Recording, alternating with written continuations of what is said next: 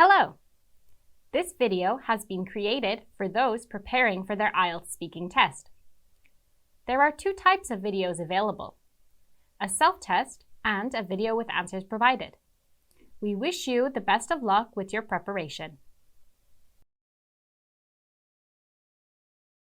Why do people go fishing? I think people go fishing to take their minds off their busy lives and enjoy nature in peace and tranquility. Also, I heard a lot of people go fishing with their friends to have some sort of bonding time where they can just quietly talk and enjoy nature. Do you like eating fish?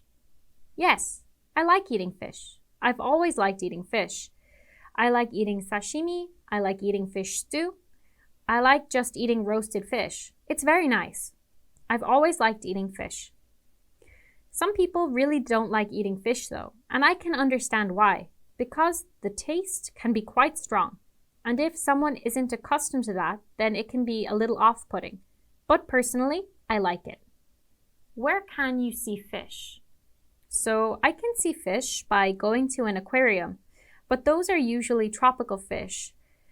And sometimes you can see very small fish swimming around, maybe in Cheonggye Stream. They're very cute. And also, if you go to a fish market or a very fresh sashimi place, then they have fish in tanks ready to eat. So you can go to different places to see different types of fish. Which place is good for fishing in your country? Honestly, I'm not really sure because I haven't gone fishing in my country for a long time.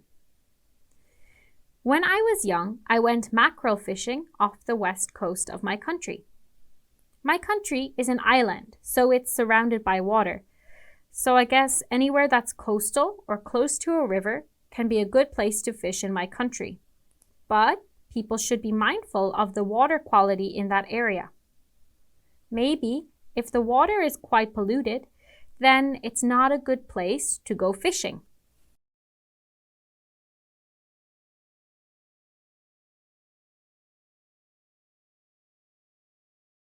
So when I was in school, I studied a lot of poetry, as it is necessary for our university entrance exam. But I also did drama, and through doing drama, you need to learn a lot of poetry as well. But the line that has had the biggest impact on me and that I will never forget is, "How can a bird that is born for joy sit in a cage and sing?"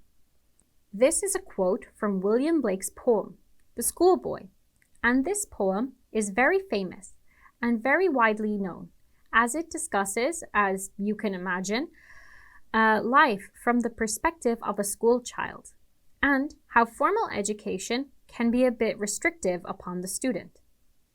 I actually learned this poem in school when I was around 14 or 15 years old. My English at the time, he was an awesome teacher, and he really liked to have open class discussions where we could freely give our own opinions. We were really encouraged to explore our own thoughts and ideas, even if they were in contrast to the school system that we were in, which, this poem kind of is in opposition to that. So, I also have a lot of strong memories of me and my classmates discussing this poem and our own views on formal education, about its pros and cons, and about how we personally felt at the time about the education we were receiving. This poem really fills me with a myriad of emotions. Firstly, I feel nostalgic for that time in my life when I was very young and I had a lot of opportunities to discuss things like poetry and philosophy very openly and frequently. I really enjoy that, so I do kind of miss that aspect of school. Also, I really enjoyed studying poetry, so I do feel a kind of happiness when I remember this line because I did enjoy studying poetry and discussing it in that way. Also, this quote makes me feel a little sad because I know not everybody enjoys a very formal and rigid education. And this quote reminds me that some people really do see that education as like a cage or a prison.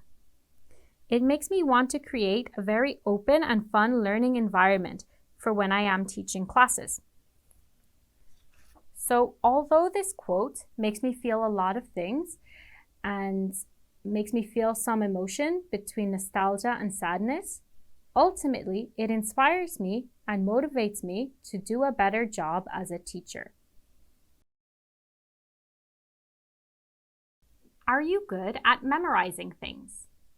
Yes, I am quite good at memorizing things.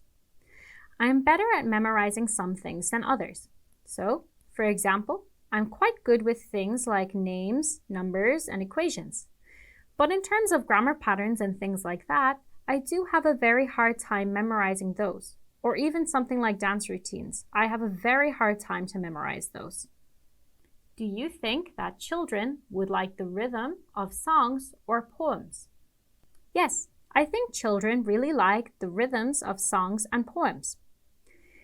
If you have ever taught a class of young children, then you would know that it is a lot easier to get them to do something or get them to remember something by putting it in the form of a song or a poem. For example, something as boring as their morning routine, where they're setting up their desk and getting ready for the day. If their teacher comes up with a very catchy and memorable chant for the children to say when they're doing that, then typically they enjoy it rather than seeing it as a chore.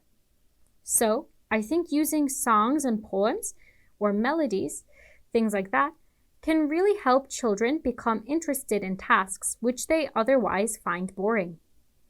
Do you think it is easier for children to learn a song or poem than adults? I think it can be.